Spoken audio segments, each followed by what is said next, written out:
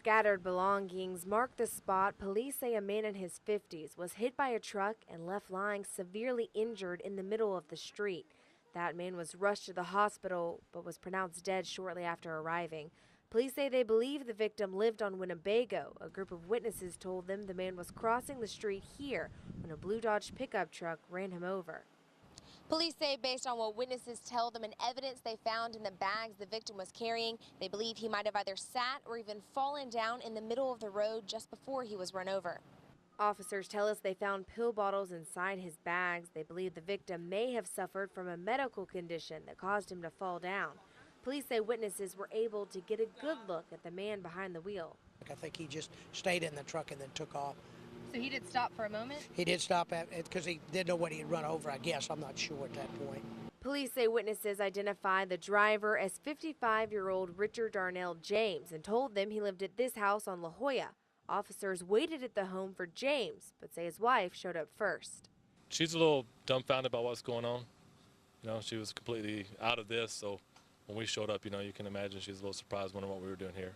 Police say they actually spoke to James on his cell phone and say he assured them that he would be right over to, quote, clear things up, but they say he never showed. Right now, they say James is at least facing a charge of failing to stop and render aid, but he could be facing much more serious charges. Parrishalleman, KRS 6 News. After riding through nearly 8 acres of charred earth,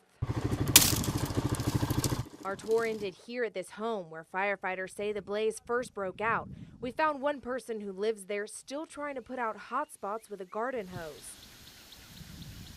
The man who owns the home spoke to us but wanted to remain anonymous because he says he believes he accidentally started the fire that did all this damage.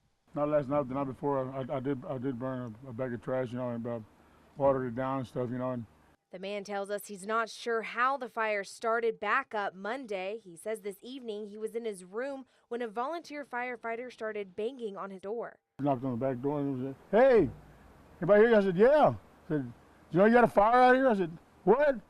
You can credit him with saving everything, Firefighters tell us they were able to keep the flames from spreading to any other homes nearby, and as you can see, they say they were just barely able to keep the fire from reaching this home. But the man who claims he's responsible tells us he was never worried about his own property. I'm just glad nobody else's home burned down. If mine had burned down, then it's my fault. I just sorry. What can I say? Parrishalleman, KRS 6 News. The 77-year-old victim tells us the web of lies started here at this gas station on Staples and Leopard. He says he was approached by a man who claimed he was visiting from Africa and was only in town for his uncle's funeral. Here's the victim's account of what happened. He says the suspect told him he had inherited $100,000 but could only leave the country with $10,000. The suspect said he was looking for someone he could trust to take the rest of the money. The elderly victim says the next stop was here at the Holiday Inn on Leopard. He says when they pulled up, another man walked out of the hotel and the victim actually asked him to help them, not knowing he was already in on the con. We're told that man claimed to be a minister named Alvin. The victim says the first suspect said he would give both men $40,000 each. If they promised to give $30,000 to charities, they could keep $10,000. That's why the victim says he ended up here at the bank. He says the other two men had already proven they had money by showing him wads of cash, and now they wanted him to do the same. He says he went inside and withdrew $9,000 while the other two men went to wait in a nearby parking lot. When he came out with the cash and drove over to meet the suspects, he tells us the men took the money and said they would be right back after they counted it. But the elderly man says once he realized he had been scammed and went looking for them, the two men were long gone. Parrishalleman, KRS 6 News. After police and Secret Service agents searched this home last Monday, they say they found all kinds of illegal contraband. They tell us their investigation started with a few cases of stolen information turning up on fake checks. Police tell us they looked at surveillance video from those cases and got some information that this man, Paul Dye, might be involved. Police say Dye was on federal probation for counterfeiting money and was actually wanted for violating his probation. A little more digging and police were led to this house where they were told Dye was staying. While they were staking out the place, they say they saw a car leave the house and break a traffic law. So officers pulled the car over and say they found Paul Dye inside. He was arrested and police searched the house where he was staying. They tell us they found more than they were looking for. Fake cash, fake checks, and all the equipment needed to make them.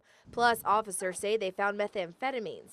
Police tell us most of their haul was found in one room where this man, George McGee, was staying. He was arrested, and even though police tell us they believe McGee and Dye are the main players in this operation, they're still looking for several other people they say were caught on tape passing fake checks and cash. They tell us this woman is seen on several surveillance videos. In some, police say she's alongside one of the men they already have in custody. Once they're able to get this woman and the others identified, police say more arrests will be on the way. Parrishalleman, KRS 6 News. This parking spot is where Mary Lou Solis says she left her truck Friday afternoon after paying $10 to park it in this lot.